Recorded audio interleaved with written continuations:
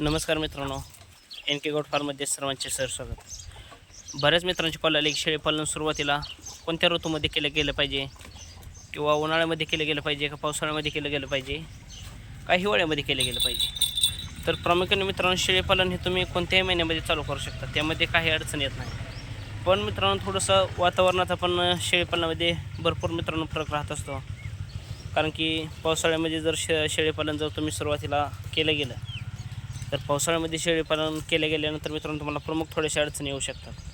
तर ते कशा प्रकारच्या, तर ते मित्रांनो प्रामुख्याने तुम्हाला चाऱ्यामध्ये थोडीशी पावसाळ्यामध्ये फिरस्ती शेळीपालन असेल तर मित्रांनो पावसाळ्यामध्ये शेळ्यांना भरपूर चारा गावत असतो, किंवा शेळ्यांना भरपूर प्रमाणात चारा हा मिळू शकतो. जर प्रामुख्याने तुम्ही जर मित्रांनो बंदिस्त शेळीपालन जर करू शकता, तर प्रामुख्याने तुम्ही पावसाळ्यामध्ये शेळीपालन चालू केलं गेलं तर पावसाळ्यामध्ये मित्रांनो थोडंसं रोगराईचं जास्तच मित्रांनो प्रभाव राहत असतो. तर ते कशा प्रकारे मित्रांनो, तर मित्रांनो प्रामुख्याने सांगायचा विषय म्हटलं तर पावसाळ्यामध्ये जास्त मित्रांनो जीवाणू जंतू यांचं मित्रांनो किंवा जास्त गोचड वगैरे मित्रांनो पावसाळ्यामध्ये जास्त राहत असतात, हे कधी पण लक्षात घ्या. आणि पावसाळ्यामध्ये शेळीपालन केलं गेलं तर मित्रांनो अडचण काही येऊ शकत नाही, फक्त ते शेळे मित्रांनो थोडेसे आजारी पडू शकतात किंवा रोगांना बळी जाण्याचे चान्स जास्त राहत असतात. आता उन्हाळ्यामध्ये शेळीपालन केलेलेच फायदे, तर उन्हाळ्यामध्ये किंवा केलं तरी मित्रांनो काही अडचण नाही. उन्हाळ्यामध्ये शेळीपालन केलं तर मित्रांनो शेळ्या रोगाला बळी जाऊ शकत नाहीत, किंवा रोगराई मित्रांनो अतिशय 0% म्हटलं तर मित्रांनो गॅरंटेड चालू शकते मित्रांनो. आणि उन्हाळ्यामध्ये शेळीपालनामध्ये मित्रांनो थोडासा चाराचा अभावी राहत असतो, कारण की थोडासा चारा उन्हाळ्यामध्ये पाण्याच्या कमतरतेमुळे थोडासा कमी प्रमाणात भासू शकतो. तर मित्रांनो उन्हाळ्यामध्ये शेळीपालन केलं तरी मित्रांनो काही अडचण नाही. फक्त उन्हाळ्यामध्ये थोडंसं चाऱ्याचं नियोजन तुमचं योग्य संगोपन योग्य चारा निवड तुमची झाली गेली पाहिजे.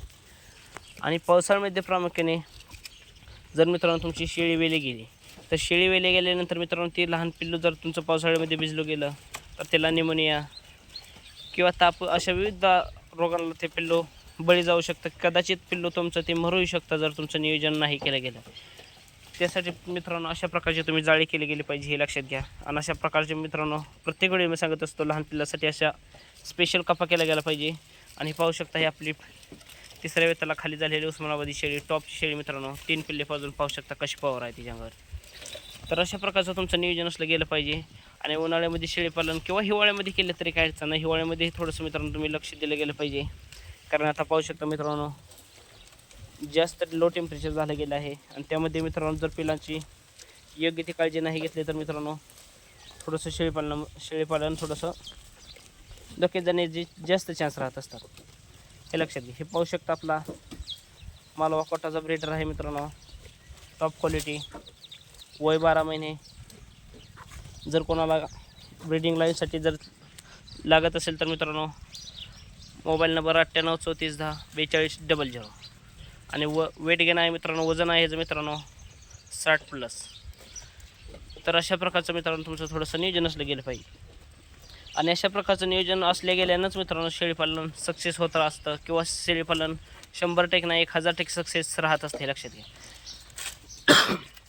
हिवाळ्यामध्ये शेळीपालन केलं तरी काय अडचण नाही, फक्त पावसाळ्यामध्ये थोडंसं शेळ्यांना निवारा लागत असतो मित्रांनो, लक्षात घ्या. प्रामुख्याने जर मित्रांनो तुमच्यापासून जर निवारा नसेल तर तुम्ही मित्रांनो साधं प्रत्येक वेळी मी सांगत असतो कशाचा बी तो तुम्ही निवारा केला गेला पाहिजे, पण फक्त मित्रांनो त्याला शेळ्याला ऊन वारा पाऊस लागला गेला नाही पाहिजे. मग तुमचं शेड मातीचं असू द्या, किंवा तुम्ही साधंवर नेट टाकलेलं असू द्या, किंवा ताडपत्री टाकलेले असू द्या, किंवा अनेक विविध प्रकारचं काही पण टाकलेलं असू द्या, त्यामध्ये मित्रांनो प्रामुख्याने अडचण येत नाही. पाहू शकता मित्रांनो शेळ्या अशा प्रकारचा जर आपण झाडपाला जर थोडासा अत्राळी टाकला गेला तर मित्रांनो शेळ्या कोणत्या पौरीने खात आहे पाहू शकता.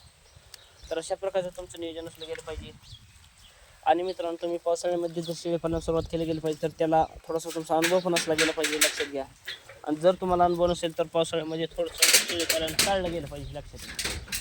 आता पावसाळ्यामध्ये शेळीपालन टाळण्याचा विषय तर मित्रांनो बाकी जास्त काय राहत नाही, पण फक्त थोडासा मित्रांनो अनुभव कमी राहत असले गेल्याने शेळीपालनात थोडासा अनुभव पण लागत असतो.